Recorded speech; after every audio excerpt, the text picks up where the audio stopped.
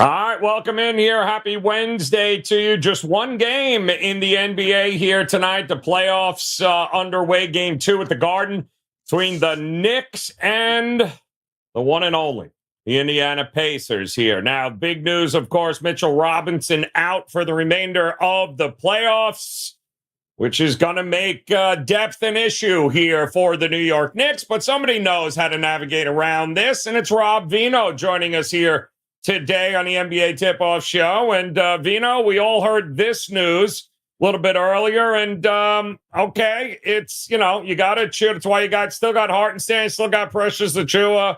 But boy, oh boy, that rotation of the Knicks was minimal to begin with. It's going to be even less now, not just with the Pacers, but moving forward. What do you think it all means when it comes down to it here for the Knicks? They got enough active players to make a run at this? Well, I think it means they wish they had a different opponent than the Indiana Pacers. Yeah. Because if you're Rick Carlisle and you have a 9-man rotation and you love to get up and down the floor, you're just going to do that for 7 games or however many it takes here because, I mean, the Knicks' minutes were huge to begin with, right? Going back to the Sixers series. I remember in the overtime game, a couple of them played 50, Jalen Brunson 47. Everybody's been ground into dust by Tom Thibodeau. And by the time this series gets into the middle or to the heart of the series, I wonder what the Knicks situation will be, especially Jalen Brunson, who's counted on for so much of that offensive load. He did have a couple of bad games shooting wise against Philly in 1 and 2. Since then, he's been lights out. But at some point in time, Joe, especially against an opponent like this that does not want to walk up the floor and be methodical, you have to wonder if this team can survive it already without, like you say, Bogdanovich, already without Randall, and now to add to it Robinson. Rim protection goes with that. It's a whole lot of things that you probably like if you're the Indiana Pacers, especially the fact that in game 1, there was no tempo control by the Knicks, right? 121, 117, it got up and down. It's an interesting spot because it's clear to me, I think, from the line, Vino, it looks like the public all over the Pacers here tonight. Looks like this is going to be the trendy dog. Everyone loves a good zigzag here, Vino, tonight at the Garden here. And to be honest, the Knicks had a lot of things go right for them in that first game, and you've got to ask yourself, all right, styles make fights, right? And you mentioned it and just alluded to it. It's not a great style matchup here for the Knicks, but I don't think Haliburton's 100%. I don't think anybody that's watched him is 100% here, Vino. So can we trust the Pacers on the road to bounce back in this spot? They are getting a whole lot of points, but the public loves them tonight. Yeah, we don't have a lot of history with this group to go on, Joe, but we do know that they walked into Milwaukee game 1, probably with some playoff inexperience jitters and got destroyed, and came back in game 2 and won. So if we look at it from that perspective, then you go to game, I think it was 5, where they had the potential to close out, but again, it was on the road, no experience closing out, maybe a little nervousness. They get blown out. They come back and win. So they've shown the ability to bounce back after losses. The one the other night, especially tough for Indiana, second time in this postseason where the Knicks at home have really gotten victories courtesy of poor refereeing. That 2-minute report is probably something the Knicks are in love with. Just keep bringing those things because they work for them. So I think you could trust Indiana here, plus the 5. I mean, of course, the zigzag always first thing on your mind in the playoffs, but I think just from a fundamental standpoint, Indiana's shown the ability. And again, the style just works for them. The Knicks actually tried to keep it slow in the first half the other night. I think it was 55-49 halftime. And some of those possessions, Joe, you're watching it, and when the Knicks go slow, it's like Jalen Brunson with the ball. Shot clock at 6, 5, 4, 3. What the hell do we do now? Chuck it up, and all of a sudden you're behind. And when they started to run was when they had success. So the Pacers aren't a great defensive team, which makes them hard to trust, right? They're going to give you some back. So it'll be interesting to see. But I think Pacers plus 5 probably would be the way I would lean. All right, Pacers +5 for Mr. Rob Veno here. And what are you thinking, Veno, from a series perspective here? Are we confident enough to back? You think the Knicks get it in 6 and 7? Has your thought process changed at all as far as the series goes? If it heads back to Indiana, they've been pretty good at home all year long. You know, nothing like a young team going back home. If this series is 1-1, are we looking at 7 games? It's possible, Joe. And wait, I discussed this with Ski Profit earlier this afternoon. We started looking at the series, and Indiana +1.5 games. Right now, that price is like +130, +2.5 is, I think, -$1.45. It's hard for me to see the Knicks closing this out in 5 games. So if you're willing to lay 45 cents, I think Indiana +2.5 is probably a good way to go. If you think the Pacers have a shot, even before tonight's tip-off, I think that we looked it up. They were +275 heading into tonight to win the series. I don't know. You estimate for me, if the Pacers lose this game, they're +275 now. If they lose this game and go down 0-2 but go home, they're probably still an underdog for the series, right? So, I mean, if you want to wait, if it gets to 1-1, they're probably still an underdog. Right. If they're 0-2, obviously they're a huger underdog. But if it gets to 1-1, you might still be able to pick them up at plus price in an even series with home floor advantage. So a few ways to look here, but I for one, don't see this thing ending in 5. So I think there's ways to probably play the Pacers. Yeah, and not to mention, I mean, we also got a whole lot of minutes being played here by Knick players, right? I think ultimately that's what it rolls back to for us, right? You got Josh Hart playing over 40 minutes every game. Brunson's not taking any minutes out here. We do have a question. I know Chris joining us in the chat room, and shout out to John Findlay over there, Titan CT, Big Daddy. You guys all in the house. Bill is here, Tyler, Have. Shout out, guys. Happy Wednesday. Don't forget to hit that thumbs up button for us here as we've got some questions rolling in on some of these guys for the Knicks. And Chris is a Knicks fan here, Veno, and he's a little worried here. Dante DiVincenzo obviously playing a whole lot of minutes now. I think he's logged 43 or more in the last 2 games. I don't see how he's going to get less than that, especially now that Mitchell Robinson is out for the remainder of the playoff.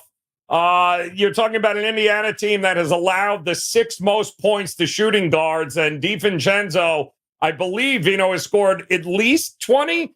I don't think he was in the team. I think he scored at least 20 or more in 3 out of the 4 against the Pacers. It's been always a great matchup. He started slow in the last game, in game 1, but my goodness, he went flying over his total again in game 1. 17.5 is what I'm seeing now. You got to love the matchup for him, but man, this is a lot of minutes for these guys on the Knicks here. Yeah, just off of sheer opportunity that they're going to get those 3 guys to score, Joe, to score, to rebound. I know that Thibodeau reached into the bench and pulled Precious Achiuwa off the other night, so it makes the Knicks even smaller, which means if you're smaller, maybe it goes a little bit quicker, the pace. I don't know if it can get any quicker than it was the other night, but if it goes just as quick, that creates opportunity. So it's hard to recommend anything. And not that I'm one to step into this show, Joe, and recommend unders, but this series really is hard for me to recommend anything under at this point in time. I know this thing reached about 221.5 for a full game total and pushed down to 218.5. That certainly can't be because Mitchell Robinson's out, because he's not worth 3 points in a total. But it could be that, early money thought that it was overpriced a little bit. But I don't know. To me, from all angles, unless you just miss, both teams probably have to shoot less than 40%, in my estimation, for this to stay under, because they're going to get so many chances. And honestly, Joe, I don't know that you can slow Indiana down. You watched them the other night, and they will run off of made shots. Like the ball goes through the basket for the Knicks, and Indiana's going right back down the floor at them. And I don't see that stopping. And we're seeing that in a few series right now. We saw that out of OKC against Dallas last night. We got 9 guys. Let's run them into the ground, because they don't. We're seeing it from Indiana, and we're seeing it somewhat from Minnesota as well, with Jamal Murray banged up. So I think this series has, with the injury, takes even a stronger overtone than it had to begin with. Yeah, I agree. I think that if you were hoping for an under in that game one, it just did not feel like that was it. I think it was obvious early, Vino, that the Knicks had no problem running with them. And Indiana had no problem getting out. But also, Indiana's bench, much better than anything the Knicks are going to be throwing out there. So you got to wonder, how in the world is this game going to slow down? No more Mitchell Robinson, 3 starters playing over 40 minutes here for the Knicks. And if they're going to play that much, Vino, every one of them, and I know a lot of people are looking at the Brunson number, 37.5, I think is what his point prop is. Obviously, if he's going to drop 40 damn points a game, I get it here. But, an off shooting night for Brunson, and we saw it in the Philadelphia series too. He's not going to sniff that. And if you like the Pacers, not just to cover, by the way, to win this game like they did, you mentioned it against Milwaukee, that game too, that was pretty impressive. That was a pretty big comeback there for them after losing game one against the Bucks. If they do that again here, I don't know that Brunson gets to 40 points. I don't know that goes over there, Vino. No, it's true. Those first 2 games against Philadelphia, and at some point, Jalen Brunson's not going to shoot the way he has shot the last 4. But that being said, he's going to be able to hoist it up 30, 35 times a game. So you don't have to shoot a huge percentage if you get that many opportunities. But yeah, if he doesn't get the 37 and a half, Joe, it's hard to see the Knicks winning games. I think that for Indiana, we all saw when they bring TJ McConnell off the bench, it doesn't slow down. I mean, that guy's up and down the floor just as fast. It makes Brunson work on the other end. These point guards just keep coming and coming and coming at them. So it's hard on the defensive end. Jalen Brunson's not that good of a defensive player to begin with, never mind being, tempoed by the other side. This is, like I say, this is an interesting matchup because Indiana's big on points in the paint, and without Mitchell Robinson as rim defense anymore, it's on Hartenstein's shoulders to do everything as far as rim protection is concerned. And you can almost run him out of games, Joe. I mean, when the tempo gets fast, we don't see Isaiah Hartenstein running the floor every single time. And he's only got so many minutes in him at full speed. It's where tonight is concerned, real quick, Indiana's team total was 107, 106 and a half, 107. I find it hard to see them staying under. And the other angle to this is that if you're the Knicks and you played Indiana's game up and down the floor and you beat them 121 to 117, what makes you think that you can't play it again? So I think that you probably see more pace. Yep, and I love it. The guys in the chat room, by the way, shout out to Monzi. He's got an interesting question about OG Anunoby. We'll get to that. There seems to be a consensus with Brunson that it might be a little bit of regression here tonight. Can't keep dropping 40-plus points in the playoffs. And to your point, Vino, expect the other end of the floor to be up to par. At some point, playing 40, 45 minutes a game, there's going to be a little bit of regression at some point. Tonight might be that night. I'm also seeing, and you mentioned him, TJ McConnell has been an absolute beast. He's also been a ATM with his props here. 10.5 is his total points, and I've seen a bunch of guys in here. I know Russell Saylor in the chat. He's got TJ McConnell over 10.5. It feels like that's a little low. I have no problem, especially given the fact that Haliburton is a shell of what he was. He's not scoring. So his assists will be there, but he's not scoring, which means McConnell has got to be right there getting some shots. 10 doesn't feel like it's a big issue here for McConnell. He took 16 shots the other night, Joe. TJ McConnell. Yeah, exactly. Right. He played 22 and a half minutes. And so if you're going to get that type of opportunity where minutes and shot attempts are concerned, and 10.5 is far too low. I think what we see out of TJ McConnell, at least when I was watching the other night, he takes the ball, he races to the other end of the floor, he bolts across the baseline. If he doesn't see a layup present itself, then he just kicks it out and they do something with it. So again, it's push on the Indiana end. And you have to wonder, what the Knicks breaking point is. I don't see India. It would be different if we could say the Knicks can halt this pace. But I don't know that they can. Remember, Milwaukee tried to. Milwaukee was shorthanded, and they really didn't want to run. They were successful one time, and I think that was the potential closeout game in Milwaukee where Indiana shot horribly. But I don't know that the Knicks can slow this team down. We'll see. I mean, it doesn't mean the Knicks can't win the game because they just won a high-scoring game. But I think the game that we're going to see, the style, the tempo, is going to be fast and high-scoring.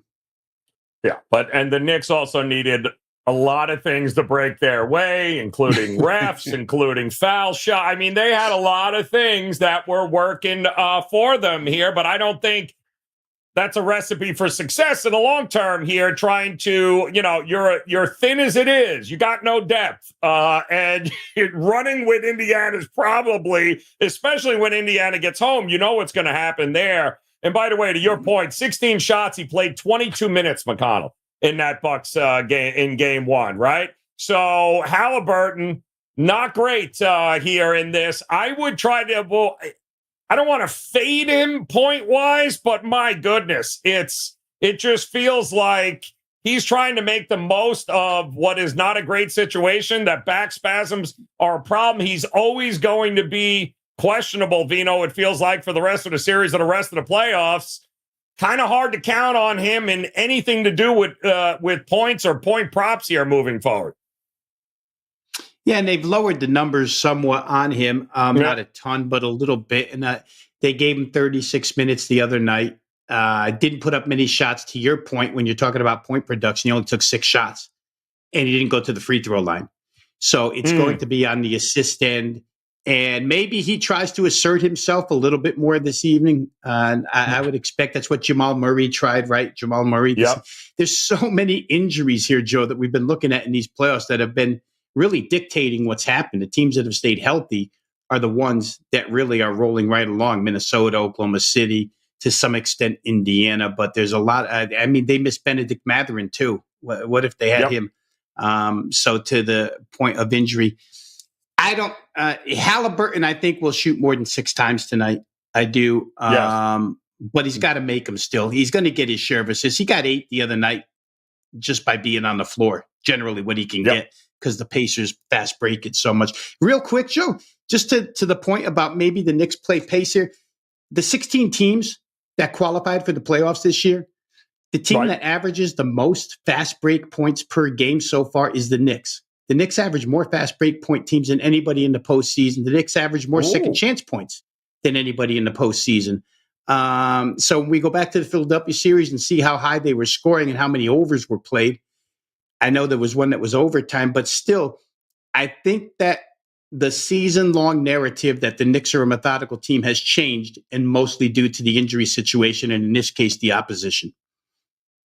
So we've got, how about Anunoby? I know Monzi was talking about over 1.5 steals. I would imagine he's close to averaging that, at least a couple a game there. That is not a bad look there, Monzi, for Anunoby. A lot of talk in the chat room, Veno, about feels like Siakam a little timid offensively here. Noticed that in the last game there against Milwaukee, to close out game there. Game 1, not exactly great. He was at one point the leading scorer in the playoffs, wasn't he not, Veno? And now Siakam, I think he's a guy that has got to show up big for them, especially with the question marks around Haliburton. I mean, Siakam's got to have a big game here tonight, and he's a big-time player. He's got the ring. He knows what it takes here in these spots here. Veno, you trust Siakam tonight?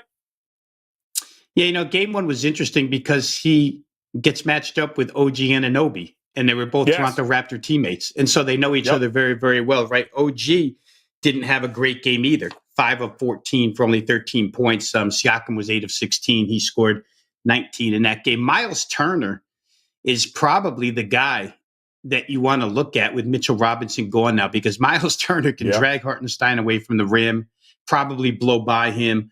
But I would expect Siakam to play well here. I think that last game, like I say, when you're matched up with a former teammate, They both have the ring. Who knows you very, very Yep. well. There's got to be some different things thrown at the guy this time around. It may work out the same way for OG Anunoby in this game, where he saw Siakam once and maybe get some things going his way. The thing about Siakam, Joe, which would lead me more to playing his, I shouldn't even say that because the Knicks are so limited in options. Maybe I wouldn't rather play Siakam than Anunoby, but Siakam gets out on the break so often. He's flying down the floor. But again, in defense of OG Anunoby, if you want to play his props, I can't talk you up because there's nobody else to score for the Knicks. We talked about there's four guys basically that are going to score points on that team. Here's what you got. 19.5 points, right? He's got 19 points in the last 5 straight, I believe now. And this was after he opened up. Remember, he opened up the playoffs, 37, 36, and 28. He was an absolute beast. Also, the Pacers 10-4 when he drops 25 or more points since joining them. So it is pretty important, I think, that the Pacers get him going in this game. It would be fantastic to get him going in this game. You mentioned the team total, which I thought, Veno, was a little strange too, 107.5. Did you see the first half team total too? Also a little head scratching. The Indiana Pacers first half team total is 51.5. What am I missing here? Veno, what we're expecting them to be overwhelmed by the what? 51.5, Veno? Well, here's what happened the other night. The other night it was 52, and I had it. It was a client play. Yep. Indiana first half team total over 52. They come out there. They looked a little tentative first quarter. They only scored 24 points. But they scored 31 in the second quarter once they started going, and they went over the 52. They got to 55 with a bad quarter at hand. So you can almost say that Indiana could come out and stumble and still get over 51.5. You know, the fact that the number is dropped from game one really surprises me. I don't know why. I don't know what people expect out of Indiana to think that they would score less than they did the first time out. And again, especially with a poor first quarter where they didn't play real well. Yeah. They're asking in the chat, where is the sharp money in this game? I'll tell you right now, it's on the under.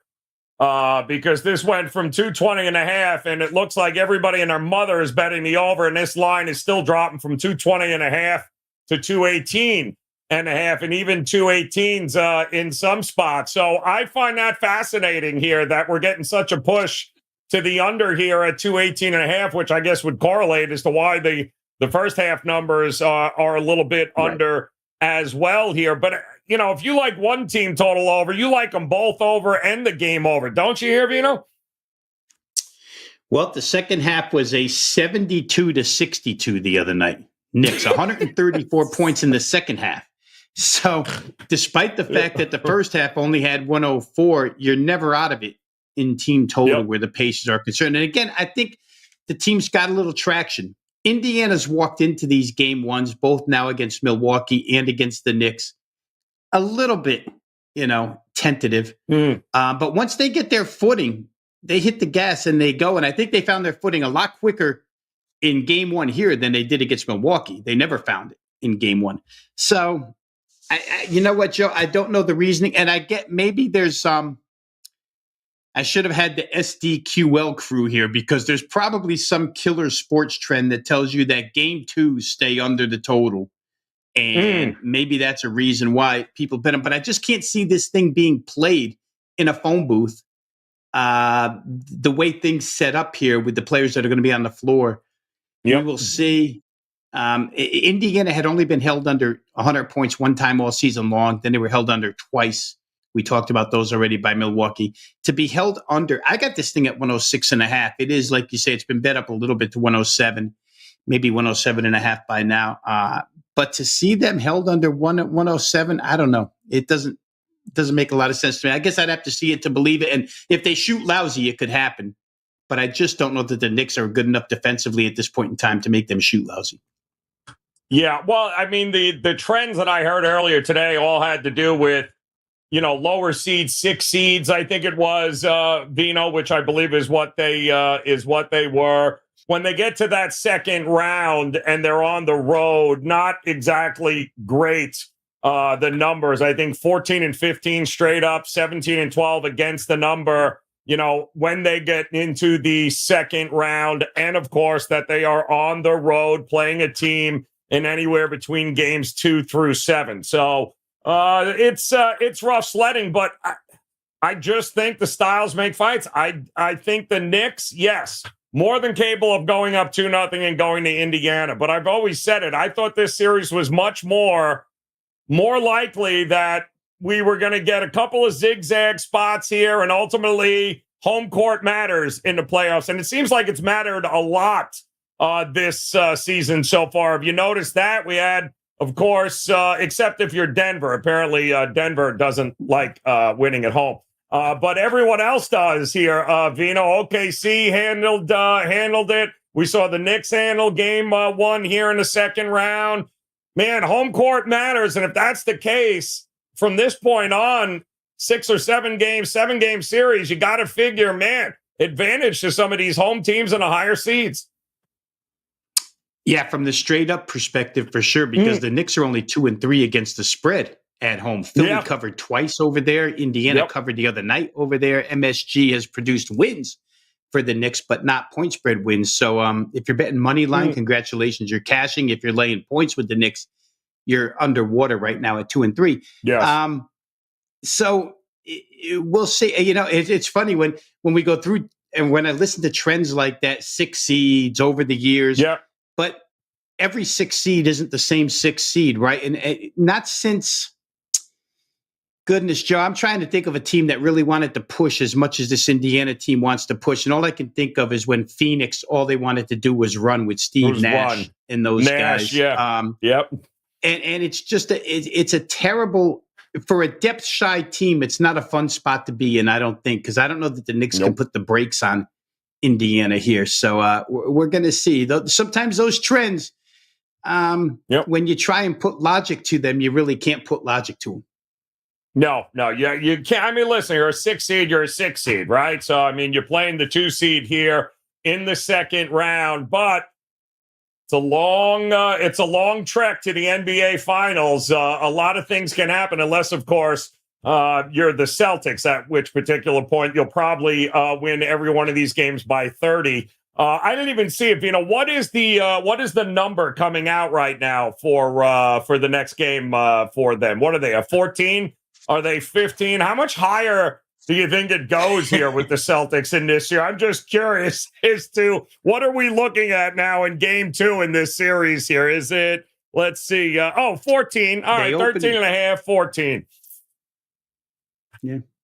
With a push, right? They opened 13, and here they go all the way 13 and a half. Yep. A couple of straight 14. So nobody wants any part of the Cavaliers. I mean, the Cavaliers are such a different team without Jared Allen. With Jared Allen is a huge, and again, we're talking about injuries.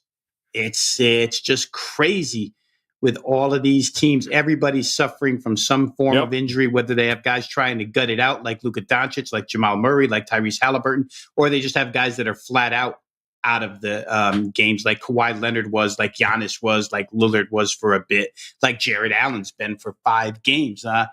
But if you don't have Jared Allen, I mean, how are you going to beat Boston? I mean, Derek White throws 25 in the other night. They have so many options. You can't defend them all. And that backcourt for Cleveland to begin with, Donovan Mitchell and Darius Garland aren't known for as a defensive backcourt. So, Jaylen Brown, what do you have? 32 and 25 out of White. It's a difficult road for Cleveland without a big guy to help Evan Mobley down low. No Jared Allen. No, and even with Jared Allen, really, what do you expect there? And I still scratch my head. Is that how, Celtics in 4, Celtics in 5 was the same price? You were still at that plus 175, 190. I was like, what am I missing here? I don't get it. That offense is every bit as bad as what the Miami Heat were without Jimmy Butler. So congratulations.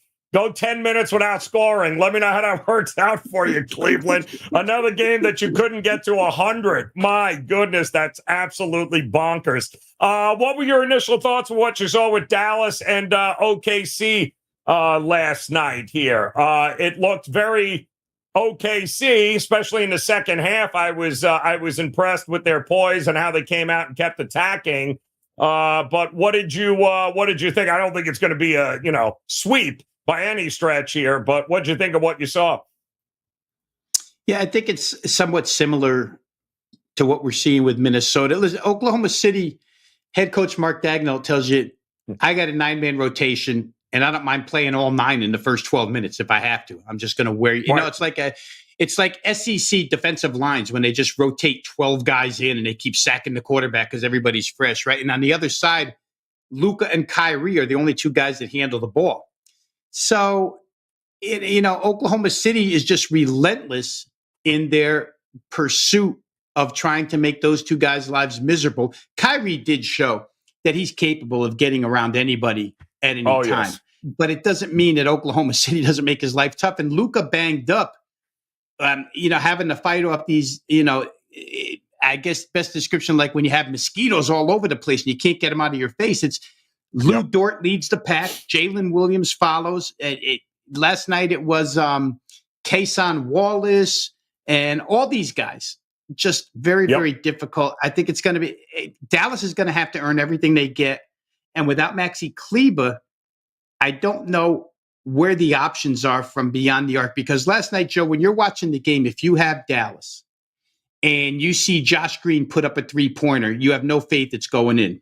If you see Derek Jones put up a 3-pointer, you have no faith it's going in. If you see an injured Tim Hardaway put up a 3-pointer, you have no faith it's going in. And Luka can make all the nice passes he wants and find the open man, but somebody's going to have to make shots for Dallas. One game doesn't make a series, but Oklahoma City just comes in waves, and I think it's going to be very, very difficult if Luka's not able to I know he's trying to gut it out, and I know he had a 35-point performance last series on that bad knee, but he's going to have multiples because if him and Kyrie aren't scoring 70 combined, they're not winning. Yeah, they are. There's got to make some adjustments, but I'll tell you what, I'm hammering Kyrie over points props the entire series. I'm just hammering on the guy is just he is playing at a ridiculous level right now, and they're going to be so focused on limiting Doncic. He is going to have a ton of opportunities in that series. By the way, you can still get Oklahoma City, I believe, laying a 1.5 at just about even money. And believe it or not, I still think the Celtics, if I'm seeing here, a Celtics 4-0 sweep, Celtics 4-0 still plus money, plus 110 right now, plus 115. So if you think the Cavs are going to steal one, well, it's, good luck. Celtics 4-1, still also plus 175.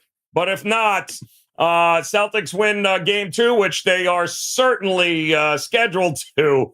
Yikes, you ain't getting anything remotely close with Boston taking down Cleveland at plus money. So if you didn't get it, you can still get it at plus money here in either Celtics in 4 or Celtics in 5. And just a quick look here, too, Veno, at the series handicap here for the Knicks, just to see where we are. Knicks minus 1.5 is the favorite at minus 155. The Pacers plus a 1.5, plus 135. So if you think the Pacers, if we can get this thing, what do you think, Veno? We get this thing back to Indiana, evened up. I still think we're going to get some zigzagging, and I think it begins tonight. I think Indiana take the points and lay it on the money line. What else could we be looking at here?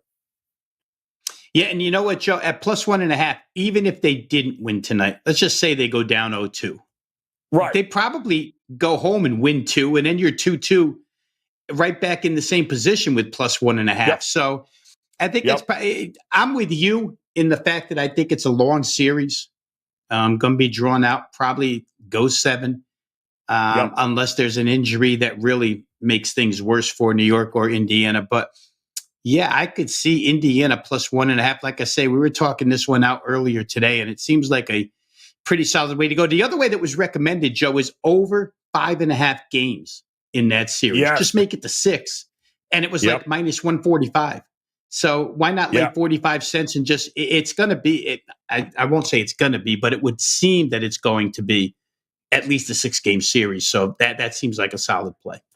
6 games. When will the series end? 6 games plus 260 right now. So if you think this thing goes 6 plus 260, plus 225 if you think it goes 7. So there is still a few other bets that you can make along the way here and pad it if you think, if you can't, they're 2 very even teams, except for now the fact that, again, a little less depth for the Knicks.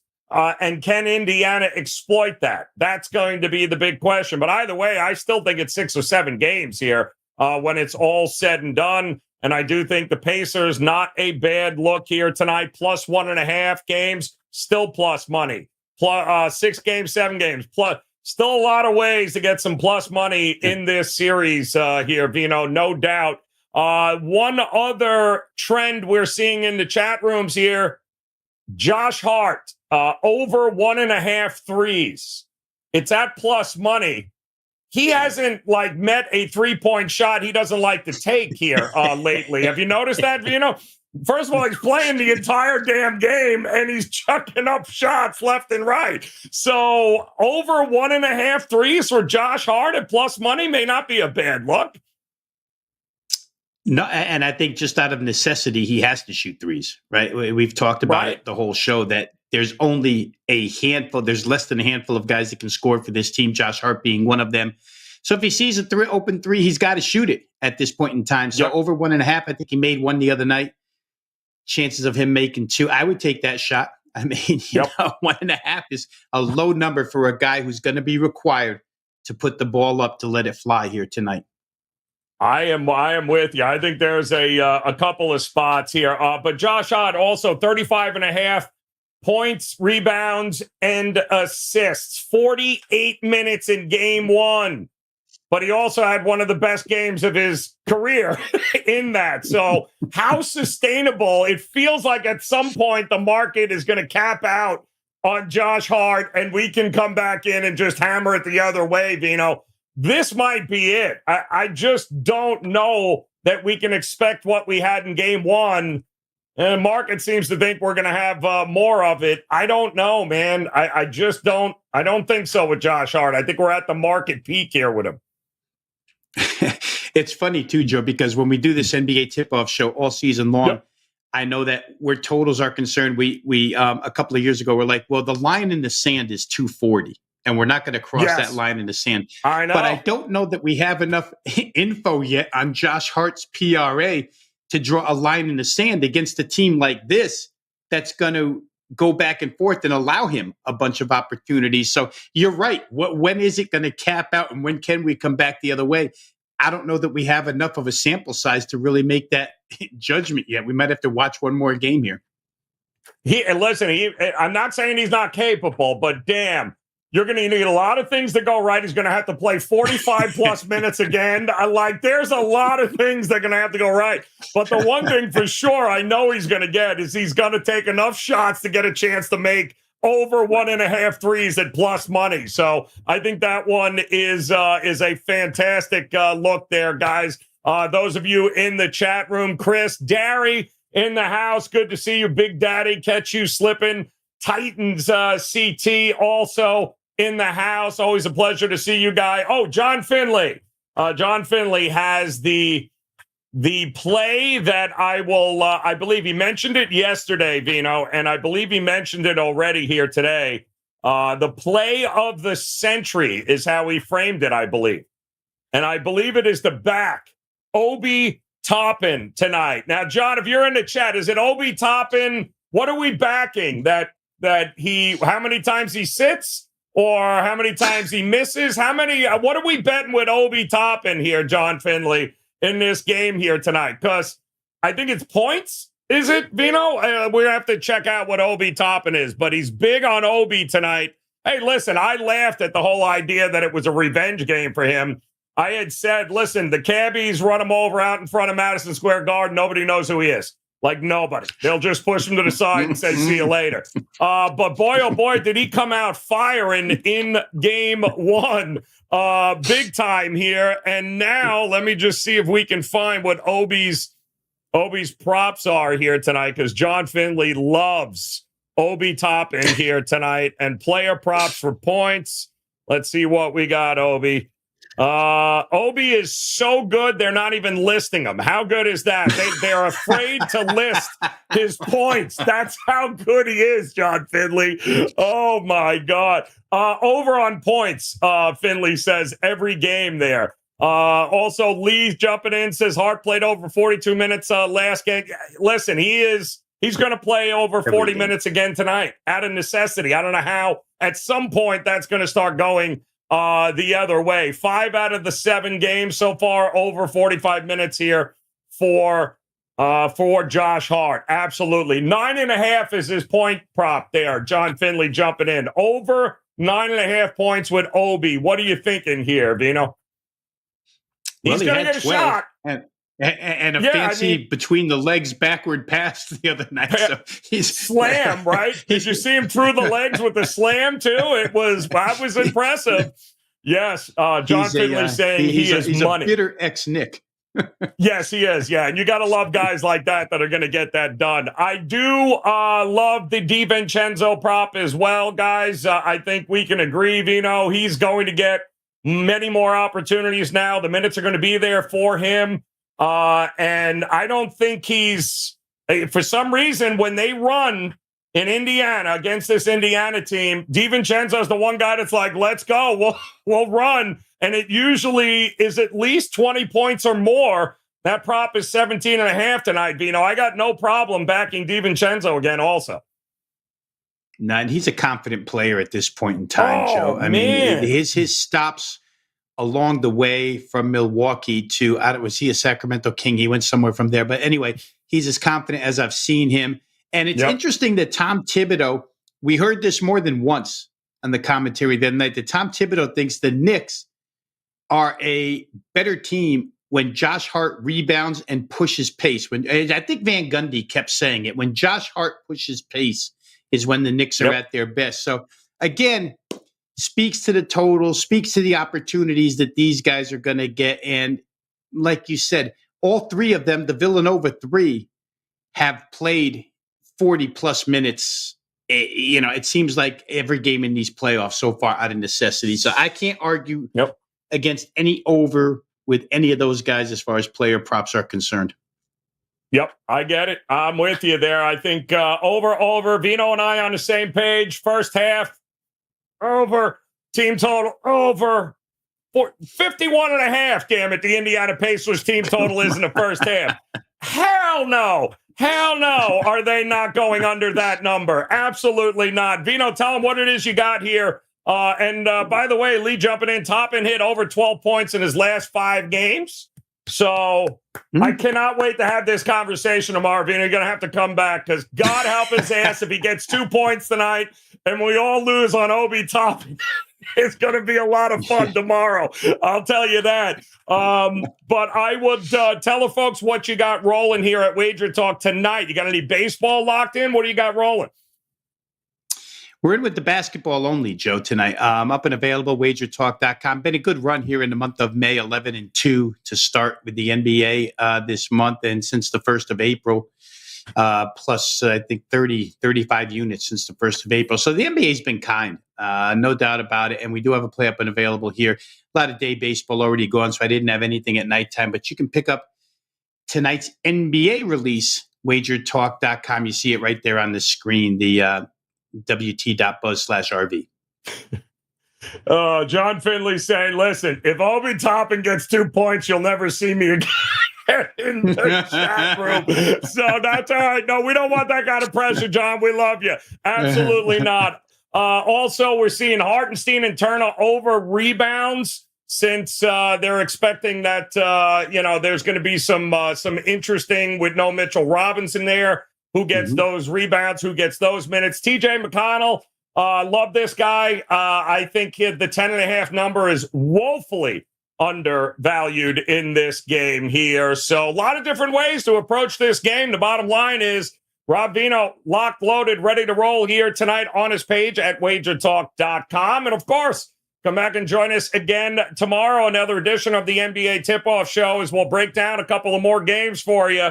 There are some teams that have some work to do if they are going to continue in these playoffs. Either way, we wish you guys nothing but the best of luck here tonight. Cash those damn tickets and then make plans and hit that bell, hit that subscribe, and hit that like button, and come back and join us again tomorrow for another edition of the NBA Tip-Off Show. Until then, guys, best of luck. John Finley, we'll see you tomorrow, Mr. Obi Toppin. We'll see you tomorrow. Good luck, guys.